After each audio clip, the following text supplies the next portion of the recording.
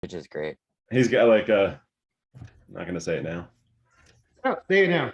So Jay, are you actually in a plane? No, I'm in my van outside of the rock gym. Yeah. Yeah. Remote.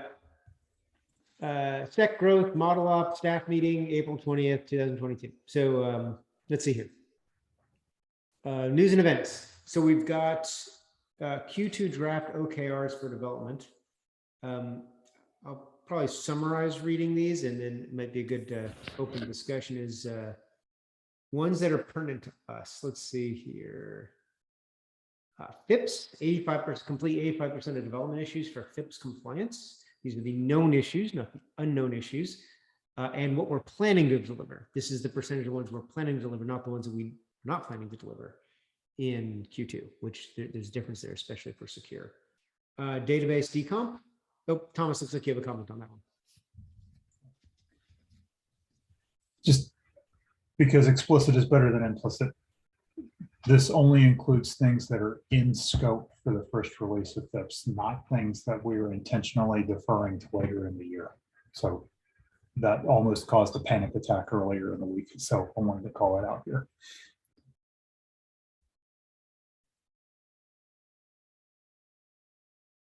And Seth, you want to verbalize your comment? Yeah, I just wanted to make sure that the product OKR, or there'll be some kind of push on the product side as well for this, so that we're not like in conflict with stuff that they're trying to prioritize as well. Yes.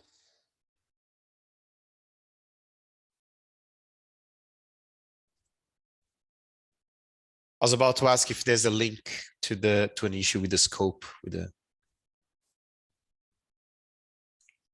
Sec? with this, yeah, with the right scope, just so we can have a look and say what are we being voluntold to do. It's going to be what comes out of the initial audit, right? Which hasn't started yet. So we don't know yet. Cool. Yeah.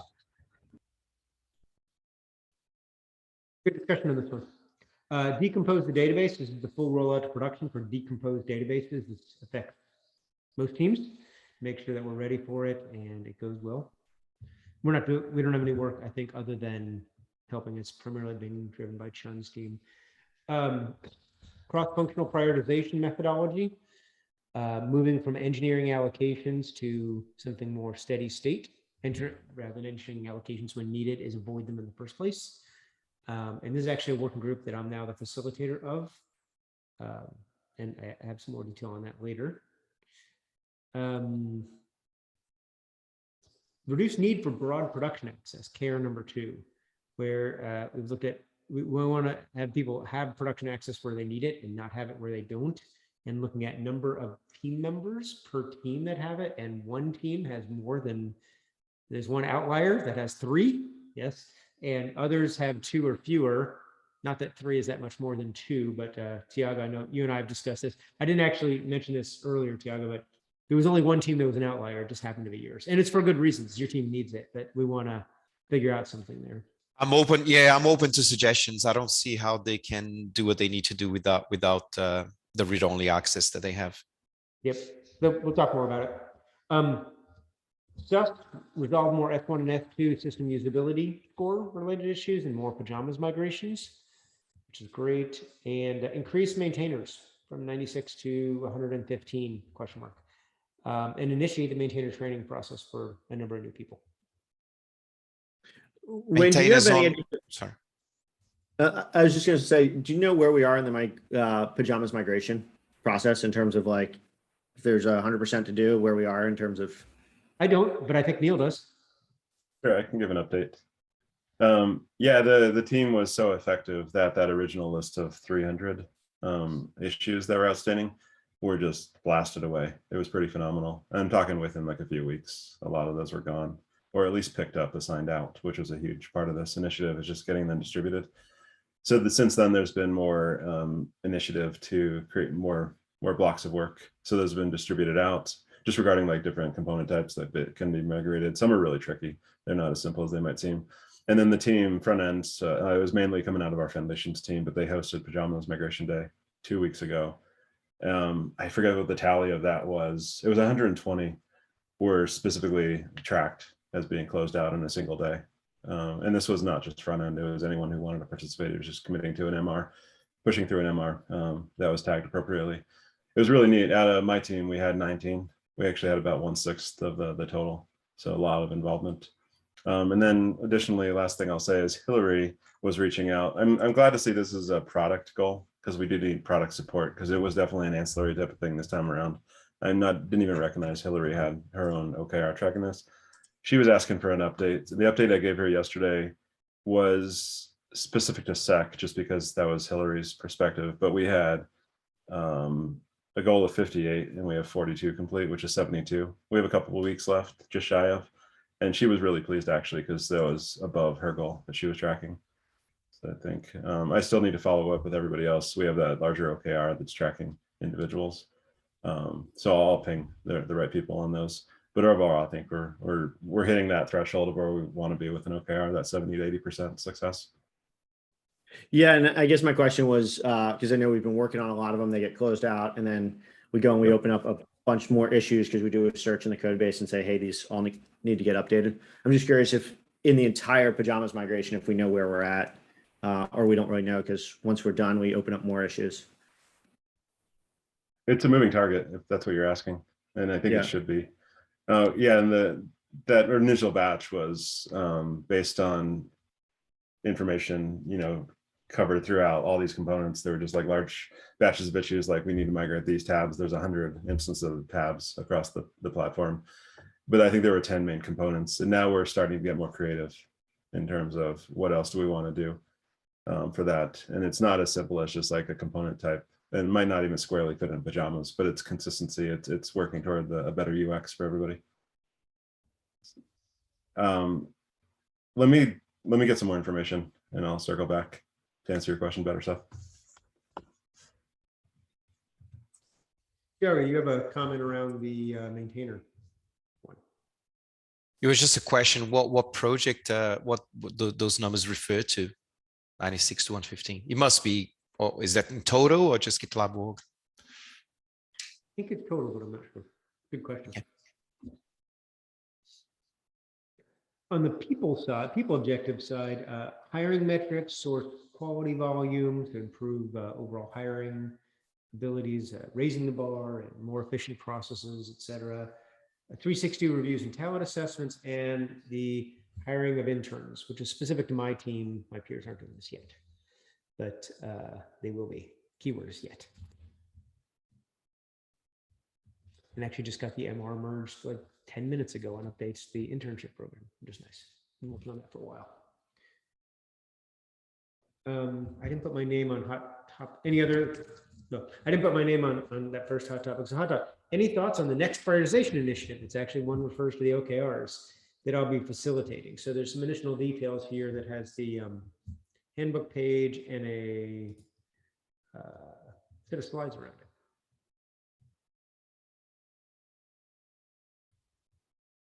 it. Like not yet. Oh, go ahead. One note I know is all drafted, and I'll learn more tomorrow too, which is I'm excited about. One was an ask for a pilot team or group. Did you have thoughts on that? Were there any front runners? He's already doing it. So we already have that, which I didn't know until a couple days ago. Okay. Sweet.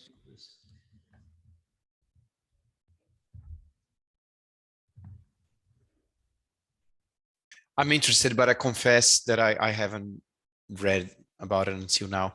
So yeah, totally fine. I'll you get a chance, it'd be great. It's the beginning. I will.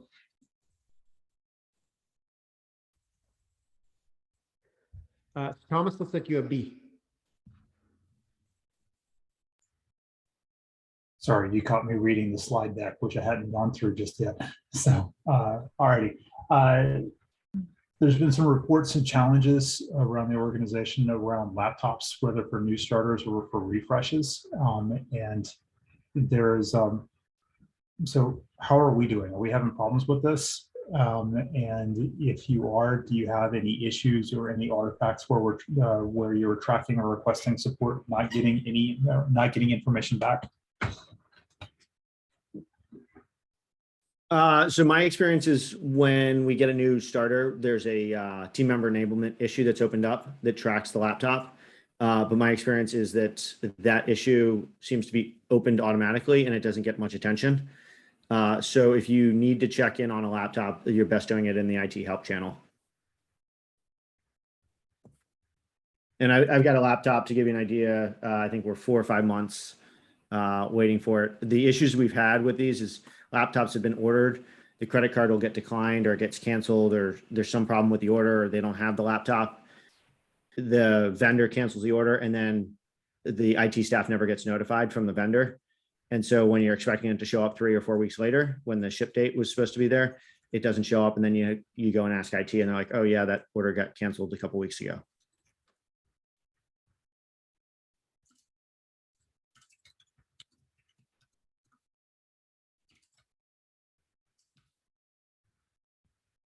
This came up in Christopher's staff meeting where other teams are having significant issues. So I hadn't heard about any, but I also hadn't been asking. So thanks for adding to the agenda here, Thomas.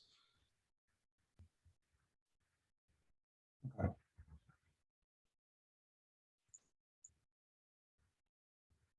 Anyway, if y'all are starting to have challenges around laptops or equipment, please let us know so we see if we can help anyway. Alrighty, I've got C as well. So Right. It isn't a supply chain issue where the laptops are just taking a long time to be delivered. It's a people process issue. I did ask that. Is it that they can't get the laptops? But no, it's more the coordination on our side of ordering them and getting them. It's not just laptops specifically, but particularly it's not a supply chain issues are not part of the challenge, at least not currently.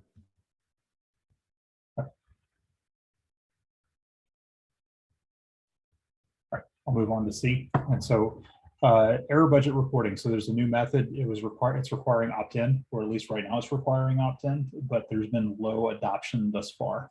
So out of curiosity, what might be holding us back? And is there anything that which would prohibit groups from opting in by May 2nd? So I've added container security because it's got such low traffic that the results on the old one or new one don't really matter. And if I need to action stuff, I'd rather be doing them on the new world, right? Basically, yeah. Look at things that are as they will be considered. This will be mandatory soon enough. For threatening sites, I don't want to do right now. We spent like 3 months doing just reliability and performance, and we just turned green. Let us enjoy it a little bit. Maybe in 2 or 3 milestones we'll opt in, or whenever it becomes mandatory. But just a bit of a morale thing for the team, for me anyway. And I was looking at the others. Looks like static analysis won't be affected, but the other teams might go red when they opt in.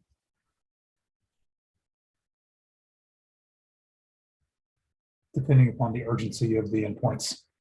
But yeah, I think so. Okay.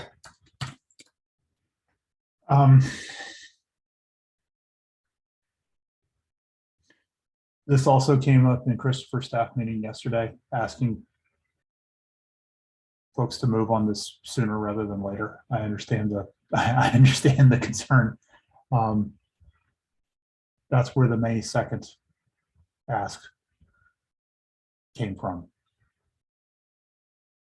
And I'm struggling to remember, there was questions about how urgently people would have to react on May 3rd upon opting in, and I'm trying, and I forgot to record the answer to that particular question.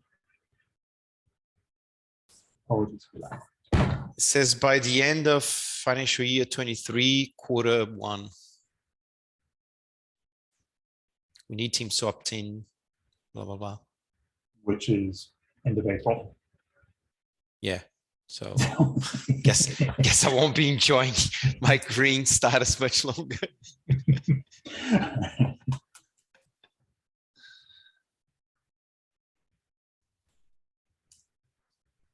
I'm signal boosting for Chun and D, and my throat is starting to go. So somebody mind summarizing or reading it or summarize this one? Somebody who hasn't spoken much yet.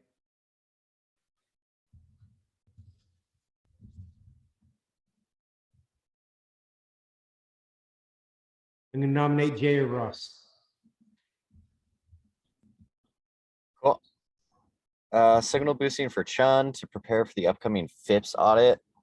We need everyone's assistance to document our product with regard to FIPS compliance requirements. A project was created, please document information in this file. There are 19 line items that were extracted from this RFI template. This call for action was also announced in eWire, which I don't know what that is. Engineering Please. weekend review. Please help pass along to all teams that are working in FIPS compliance. We'd like to have documentation ready by Friday, 4/29. It's next week. Okay. A number of things that we have on this list that we're talking about are things that actually are Q2 OKRs. A lot of consistency there. I think it's good. So on number 3, I'm launching a survey as part of our OKR to have more geographically diverse meetings in development. So please encourage those on your team to take this survey. A 77% response rate so far across the development. Would love to see more.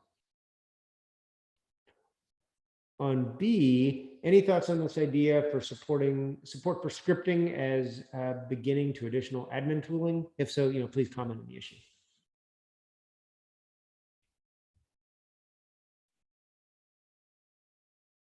It's open discussion or blasting through them.